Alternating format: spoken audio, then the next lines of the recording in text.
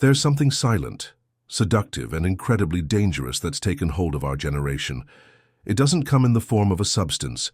It doesn't flash like a warning light. It doesn't even feel threatening.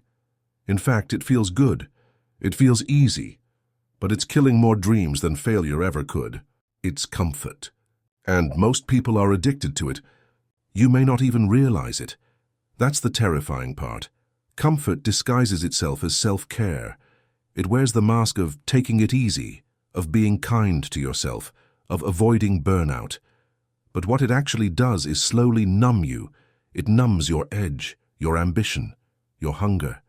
The very qualities that separate the few who build the life they want from the masses who settle for one they secretly resent. The addiction starts quietly. You tell yourself you'll rest for just a moment. You'll scroll through your feed for a little break.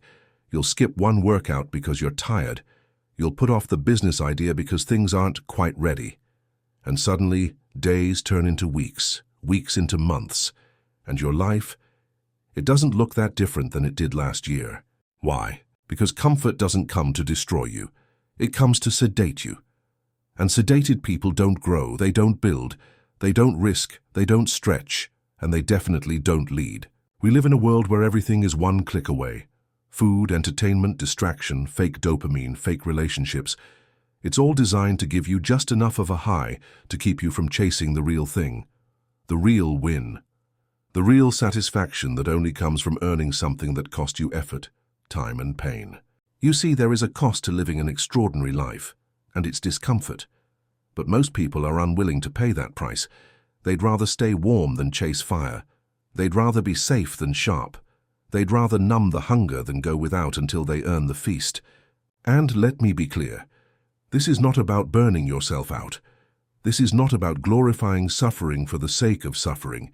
It's about understanding that growth is born in resistance. That discomfort is not something to run from, but something to lean into. Because it is in that space and where you're stretched, where you're tested, that you evolve. Ask yourself honestly, when was the last time you chose discomfort on purpose?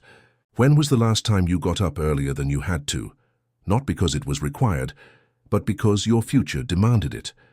When was the last time you did something hard, uncomfortable, inconvenient, not for applause, not for validation, but because it made you stronger? These are the moments that define who you become. Discipline is doing the uncomfortable thing over and over again until it becomes a part of your identity. That's what separates the person who dreams from the person who executes.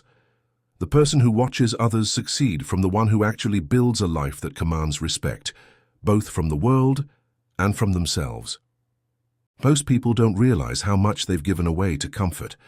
Not just their time or attention, but their edge, their belief in their own potential, their confidence. Because when you constantly avoid discomfort, what you're really doing is teaching yourself that you can't handle pressure. And that belief becomes a cage. But here's the truth. You are capable of more than you know. You were built for pressure. You were wired for growth. But you'll never find it in the land of comfort. The life you want, the confidence, the freedom, the financial independence, the self-respect, all of it exists on the other side of discomfort. On the other side of early mornings, disciplined days, missed parties, uncomfortable conversations, relentless effort, and brutal self-honesty. Comfort won't give you any of those things. It'll give you convenience. It'll give you momentary relief. But that's it. It will never give you greatness.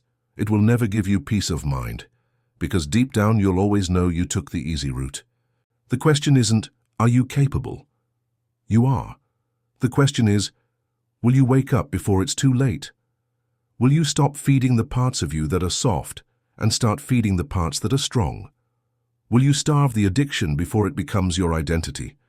Because make no mistake, if you don't kill comfort, it will kill your potential.